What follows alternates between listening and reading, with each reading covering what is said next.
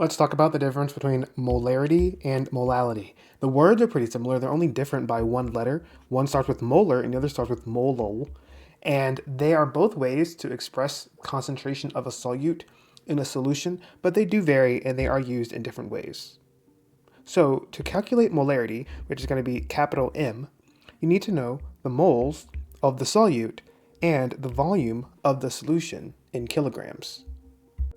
So pay close attention to what we just said. Moles of the solute and liters of the entire solution.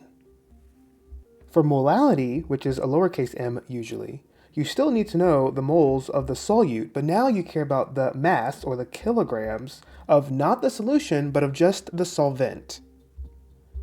So what's similar? The numerator is still moles of solute, but for molality, we care about the kilograms of the solvent. And that's just the stuff that's not the solute. Usually these numbers can come out to be pretty similar, but there is a significant difference in how they are used, especially in some fields like oceanography. Think about what you know with volume and temperature. Volume does depend on temperature, so if something is warmer, the volume will increase or expand. However, mass does not depend on temperature, so the mass will not change. That means that if the temperature of a situation changes, the molarity might change because the volume of the solution might change. It might expand or contract due to temperature changes. But since mass does not change with temperature, then molality is not going to change based on temperature. That's one realistic use of why molality is sometimes preferred over molarity in certain applications where there is temperature change. So it helps to have a practical sense of when we use something. Why does molality even exist when we already have molarity and they basically tell the concentration of the solute within a solution?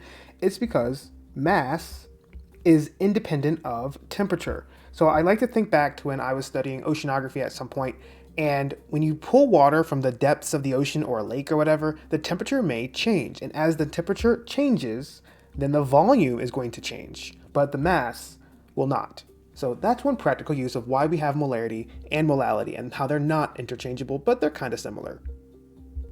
Let's do a practice problem with molality. And we're not going to talk about the practical use of it in terms of using it for, say, colligative properties like freezing point depression or boiling point elevation, but this is probably going to be a first step in doing problems like that.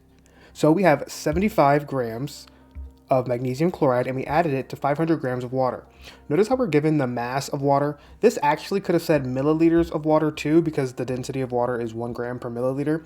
Or if you have a different substance that is acting as your solvent, then you might need to use the density to convert the volume into mass. But we actually are explicitly given the mass of the solvent, which is water, the universal solvent.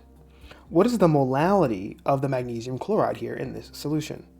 So to do this problem, we need to recognize that we are given the mass of magnesium chloride and we need to convert it into moles.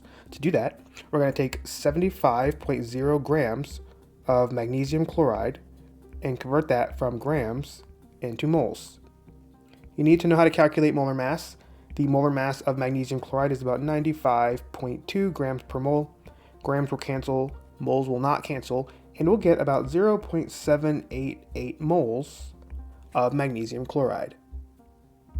For step 2, we need to fill in our molality equation. So molality is equal to, we have the moles, it's 0.788, so that's the moles of the solute. And we need the mass of the solvent in kilograms. We have the mass of the solvent, but it's not in kilograms. To convert from grams to kilograms, just divide by 1,000. When you do your math here, you get about 1.58, and this is the unit you can use. It's like an italic script M, or you could say it's 1.58, and the alternate units are moles per kilogram, which comes straight from the equation itself.